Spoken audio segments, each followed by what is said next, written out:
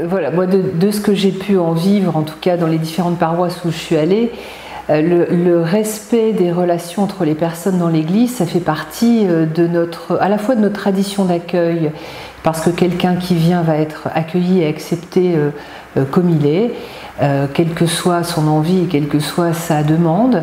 Et en même temps, s'il n'a pas envie qu'on l'embête, s'il a envie de rester sur le banc du fond du temple, d'arriver et de repartir sans être dérangé, c'est possible aussi. Moi, j'apprécie toujours qu'après un temps de culte, on ait la possibilité, c'est souvent le cas dans pas mal de paroisses, d'avoir un moment un peu plus convivial, si on a envie de rester, si on a envie de se faire connaître. Donc c'est vrai que ces relations interpersonnelles, elles sont faites à la fois de respect, d'une certaine distance. Si on est timide, si on est pudique, cette distance, elle va être respectée. Mais si on a envie de quelque chose de plus fraternel, c'est possible aussi. Alors pour moi, le parcours que j'ai eu depuis mon enfance, le protestantisme, c'est d'abord c'est un protestantisme d'éducation. Voilà, c'est vraiment l'éducation que j'ai reçue. Pour moi, c'est plus qu'une religion. C'était vraiment une façon peut-être d'être ou de transmettre.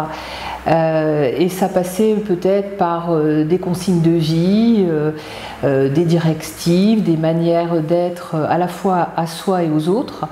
Moi, par rapport à l'être à soi, moi je tiens beaucoup à la cohérence, d'être la même personne partout, c'est-à-dire que si on a vraiment des valeurs et des choses qui sont importantes pour soi, qu'on défend dans le contexte de la religion, dans la manière de vivre sa foi, ça s'applique dans tous les aspects de la vie, dans la vie courante. Il y a un blog qui s'appelle Protestant dans la ville. Moi j'aime bien cette idée, c'est-à-dire que moi je suis une protestante dans la ville, que je sois des champs ou de la ville d'ailleurs, c'est d'être la même personne partout. Alors avec peut-être ces valeurs de tolérance, de respect de l'autre, d'engagement. On est dans une société qui est très consumériste.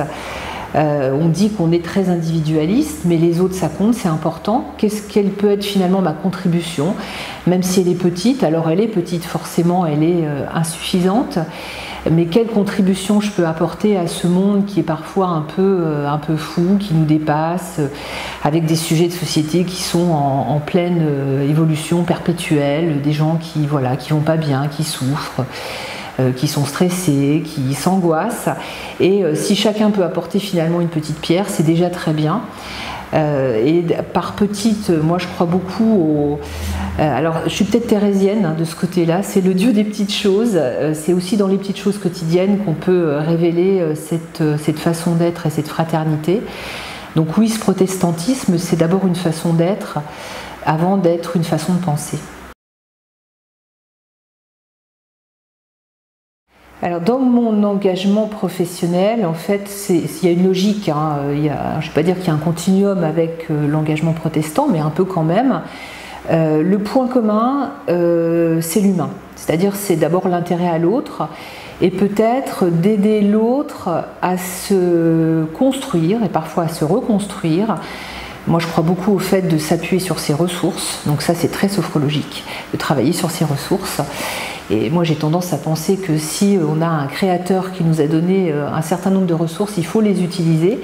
Donc, dans mon métier, le fait d'accompagner les autres ou de soutenir les autres, dans redevenir compétents dans leurs ressources, ça, c'est le point commun. Là où il peut y avoir une ligne de crête, c'est sur la spiritualité. C'est-à-dire que mes convictions ne regardent que moi et que même si ces valeurs sont des valeurs d'abord humaines et partagées dans notre société, il y a des choses que je m'interdis de faire en termes de conseils ou de préconisations parce que chacun est libre de penser ce qu'il veut.